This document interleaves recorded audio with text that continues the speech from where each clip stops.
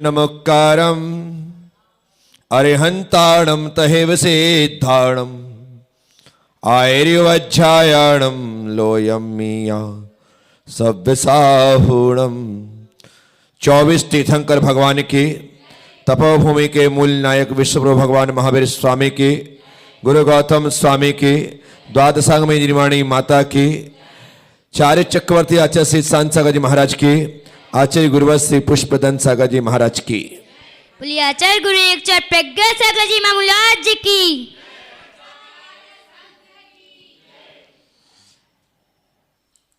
जैन संस्कृति में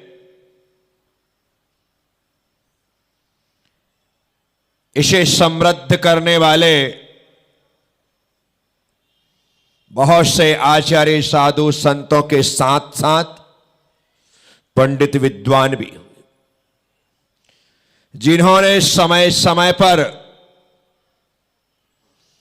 ग्रंथों का लेखन तो किया ही, लेकिन भक्ति काव्यों का सृजन भी किया।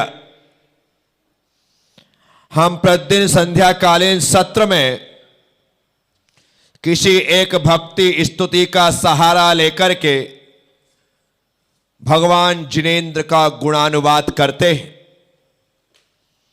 एक कवि हुए अमरचंद जी करके, उन्होंने भी एक दर्शन स्तुति लिखी।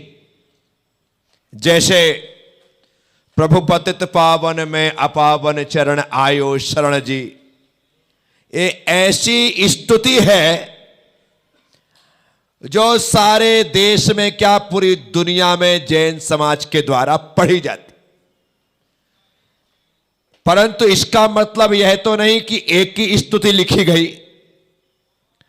लिखा तो बहुत कुछ गया, लेकिन जो प्रचलन में आ गया सो आ गया। अमरचंद जी की दर्शन स्तुति, जिसमें सिर्फ 4 ही पद हैं, परंतु वे पद, वे काव्य 6-6 लाइन के, बहुत अच्छी तरीके से वे भगवान जिनेंद्र के समक्ष हाथ जोड़ करके खड़े होते हैं और कहते हैं, अति पुण्य उदय मम आयो प्रभु तुमरा दर्शन पायो। अब तक तुमको बिन जाने दुख पाए निज गुण हाने। क्या कहते?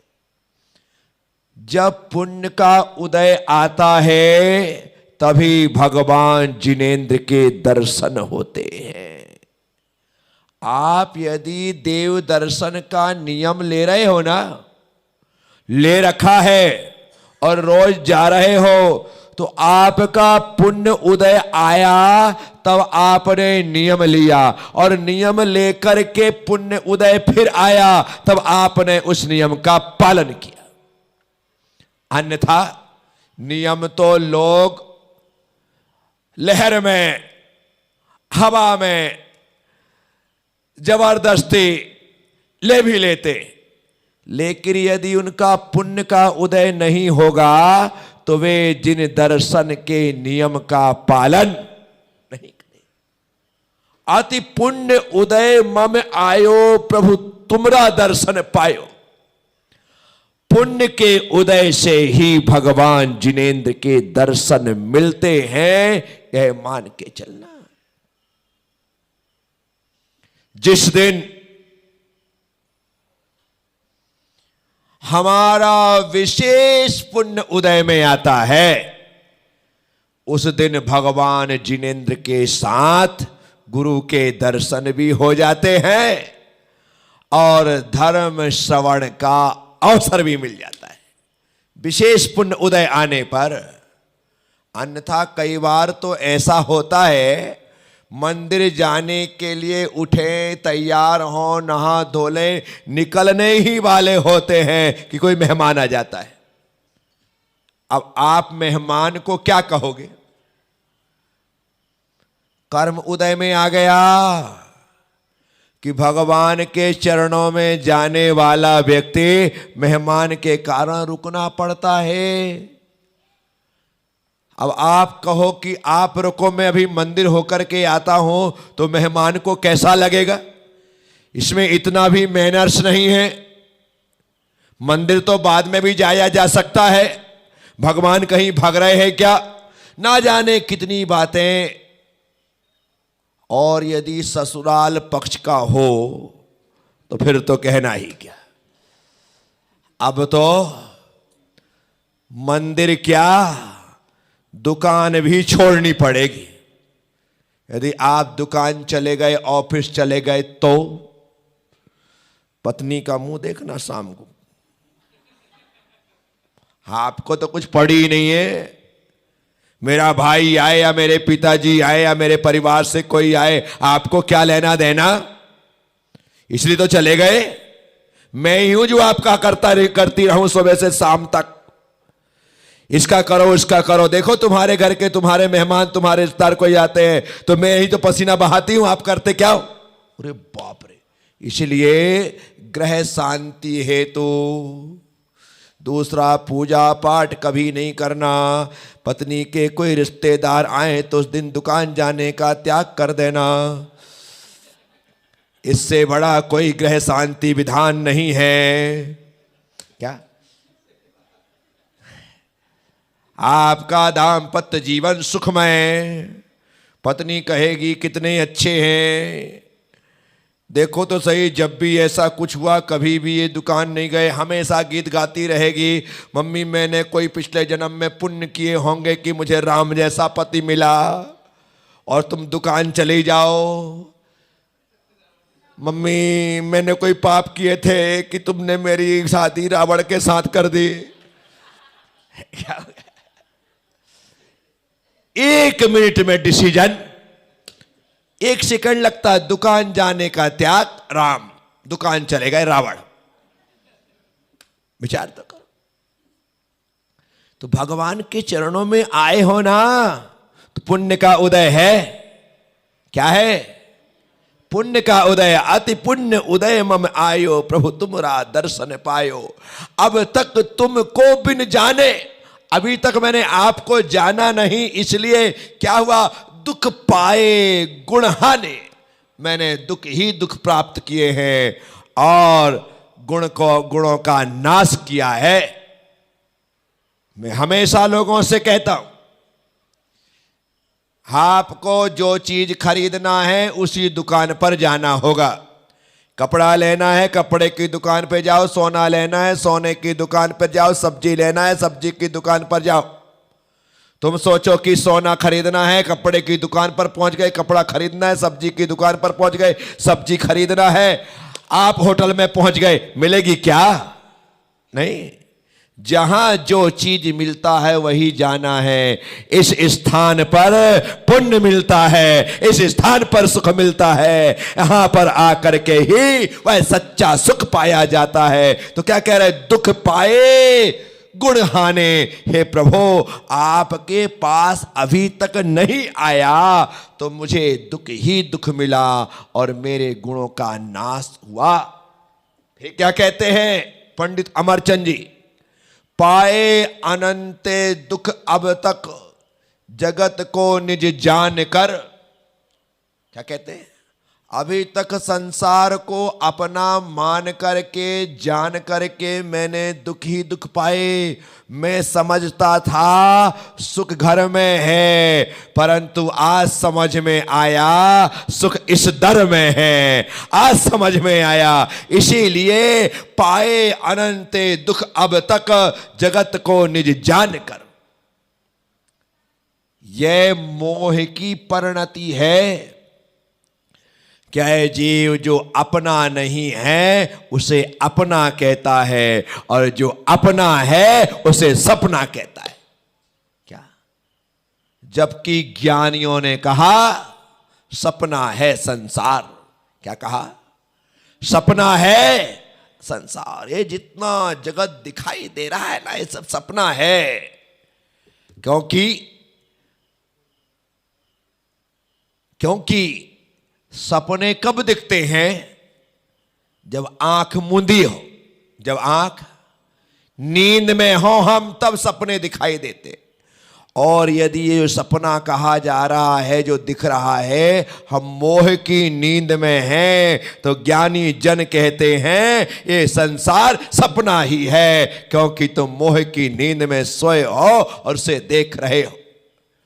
फर्क इतना है कि जो सपना रात में देखा जाता है वो 2-4 घंटे का होता है, और जो सपना दिन में देखा जाता है वो 60-70 साल का होता है। एक सपना आंख खुलने पर टूटता है और एक सपना आंख मूंदने पर टूटता है। फर्क इतना ही है। क्या? एक सपना आंख खुलने पर टूट गया, वो रात का सपना है, और एक सपना आंख मूंदने का पर टूट गया, जो संसार का सपना है। साथियों, सपना है संसार, यहां पर पाए अनंते दुख अब तक, जगत को निज जान कर, संसार को अपना मान करके मैं दुख ही प्राप्त करता रहा। सर्वज्ञ भाषित जगत हित कर, धर्म नहीं पहचान कर। क्या कहते? सर्वज्ञ देव के द्वारा कहे हुए संसार का हित करने वाले मैंने धर्म को नहीं पहचाना, इसलिए दुख प्राप्त करता रहा। पहली बात, संसार को अपना मानता रहा। भगवान के द्वारा कहे हुए धर्म को मैंने जाना नहीं, पहचाना नहीं, इसलिए दुख पाया। फिर क्या कहते? भव बंध कारक सुख प्रहारक, विषय में सुख मान कर। भव बंध कारक, भव अर्थात संसार के बंध का जो कारक है, सुख प्रहारक, सुख को नष्ट करने वाला है, विषय में सुख मानकर, जो पंचेंद्रिय के विषय हैं। कौन से विषय? पंचेंद्रिय के विषय। इंद्रिय के भोग मधुर विष सम लावण्यमयी कंचन काया, यह सब कुछ जड़ की कीड़ा है, मैं अब तक जान। हमने तो पंचेंद्रिय के विषयों को ही सुख माना। हमें लगता है अच्छा खाने के लिए मिल गया, मजा आ गया। अच्छे सोने के लिए डल्लफ के गद्दे मिल गए, मजा आ गया। ओढ़ने के लिए मलमल की रजाई मिल गई, मजा आ गया। एसी रूम मिल गया, आहा हा हा हा, अब तो कहना ही क्या है। सुख का अब पारावार नहीं रहा, ऐसी स्थिति है। सुगंधित द्रव्य मिल गई, देखने के लिए टीवी मिल जाए और मन पसंद का कार्यक्रम उसमें देखने मिल जाए, सुनने के लिए हमारे कानों को मधुर लगने वाला संगीत मिल जाए, फिर कहना ही क्या है। आचार्य पंडित विद्वान यहां कह रहे हैं, भवबंध कारक सुख प्रहारक, विषय में सुख मानकर, इन विषयों में ही हमने सुख माना। निज पर विवेचक ज्ञानमय सुख निधि सुधा नहीं पान कर। यहां कह रहे हैं, निज और पर का विवेचन करने वाले ज्ञानमयी सुख रूपी अमृत को मैंने आज तक सेवन नहीं किया, अर्थात उसका पान नहीं किया। यह जीव संसार में भ्रमण करते हुए कर क्या रहा है? जिस दिशा में जाना है उससे विपरीत दिशा में चल रहा है। चाहिए है सुख और दुख उठा करके ला रहा है। संसार का सुख है क्या? सिर्फ लेवल का सुख है। दुख की बोतलों में, दुख के डिब्बों में सुख का लेवल लगा है। क्या लगा है? दुख के डिब्बों में सुख का लेवल लगा है। डिब्बा खोलते हो तो क्या मिलता है? दुख ही मिलता है। क्यों? क्योंकि सिर्फ लेवल का सुख है, डिब्बे में सुख नहीं है। इसीलिए यहां पर यह वस्तु स्वरूप को जानकर, समझकर हमें सुख को प्राप्त करना है। क्योंकि आज तक मैंने अपने और पर को बतलाने वाला ज्ञान जो है, जो सुख का कारण है, उस अमृत का मैंने पान किया ही नहीं। तो यहां पर भगवान जिनेंद्र की स्तुति करते हुए अपने दुख का कारण स्वयं बतला रहा है भक्त कि आखिर में दुखी क्यों हूं। पहली बात तो आज तक आपको जाना नहीं, अब तक तुमको बिन जाने दुख पाए गुढ़हाने, पहली बात। दूसरी बात, आपको जाना नहीं, संसार को अपना मान लिया। तीसरी बात, धर्म को पहचाना नहीं। चौथी भाव, जो भाव बंधन का कारण है, सुख का निवारक है, ऐसे विषय सुख को अपना मान लिया।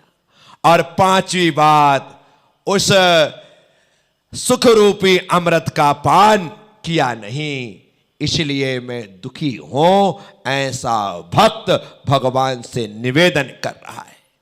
अब मैं आपसे पूछूं, आप सुखी हो या दुखी हो? सुखी हो या दुखी हो? क्या जवाब देंगे आप?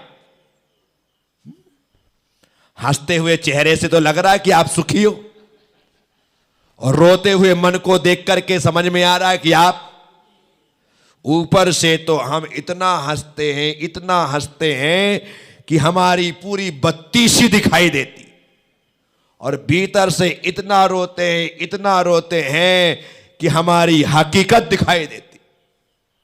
इसलिए ऊपर की मुस्कुराहट सुख नहीं है, भीतर की निराकुलता ही सुख है, और उस निराकुल भाव को, परिणाम को ही हमें जीना है, उसे धारण करना है। तो साथियों, आप सभी लोगों से पंडित अमरचंद जी द्वारा रचित इस दर्शन स्तुति के प्रथम काव्य पर थोड़ी सी बात मैंने की है। उम्मीद विश्वास रखता हूं कि आप सभी, हम सभी लोग भी भगवान के सामने खड़े होकर के यही कहें, अति पुण्य उदय मम आयो, प्रभु तुमरा दर्शन पायो। अब तक तुमको बिन जाने, दुख पाए निज गुण हाने, पाए अनंत दुख अब तक, जगत को निज जान कर, सर्वज्ञ भाषित जगत हित कर, धर्म नहीं पहचान कर, भव बंध कारक सुख प्रहारक, विषय में सुख मान कर, निज पर विवेचक, ज्ञान में सुख निधि सुधा नहीं पान कर। हे प्रभु, मैंने ही उस सुख की अमृत का पान नहीं किया, इसमें आपकी कोई गलती नहीं, मैं अपनी गलती को मानता हूं, स्वीकारता हूं, ऐसा निवेदन कर रहा है भक्त। आने वाले समय में भक्त भगवान से और क्या प्रार्थना करेगा, हम इसको लगातार सुनते रहेंगे। बस अपनी बात को यहीं पर विराम दूंगा।